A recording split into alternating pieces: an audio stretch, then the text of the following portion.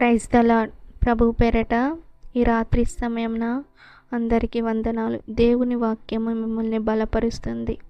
ప్రియ సహోదరి సహోదరుడా, యెహోవా దయా దాక్షిణ్య పూర్ణుడు, దీర్ఘశాంతుడు, కృపా సమృద్ధి గలవాడు.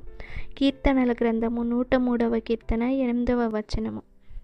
యేసయ్య కృపా సమృద్ధి గల దేవుడు, ఆయన దీర్ఘశాంతు కలిగిన దేవుడు, దయాదాక్షిణ్యం కలిగిన దేవుడు. ఆయన మన యేసయ్య దగ్గర మాత్రమే కృప, ఆమేన్, మన పట్ల చూపించిన కృప ఎంత గొప్పది, మన పట్ల చూపించిన ప్రేమ ఎంత గొప్పది. ఈ సంవత్సరం పూర్తిగా మనల్ని కాపాడినందుకు ఆయనకు కోటి కృతజ్ఞతాస్తుతులు. ఆమేన్. ఆయన కృపతో మనము జీవముగా ఉన్నాము.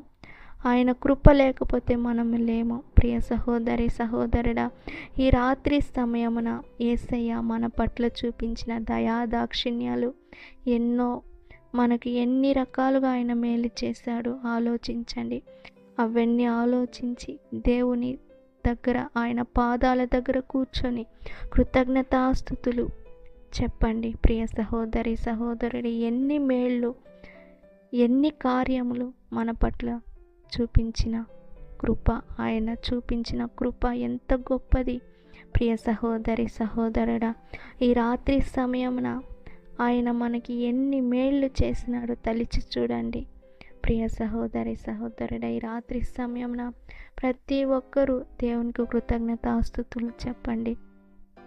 ఒకే ఒక్కరోజు ఇంతవరకు మనల్ని ఆదుకున్న దేవుడు, మనకు తోడుగా నీడగా అండగా ఉండి మనల్ని నడిపించిన దేవుడు. ఆమేన్. హల్లెలూయా.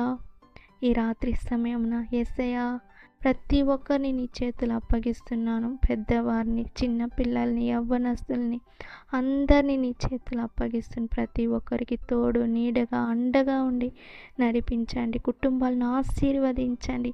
సమాధానం లేని వాళ్ళకి సమాధానాన్ని ఇవ్వండి. కృపా సమృద్ధిని కలిగ చేయండి. ప్రజల పట్ల దయాదాక్షిణ్యం చూపించండి యేసయ్యా.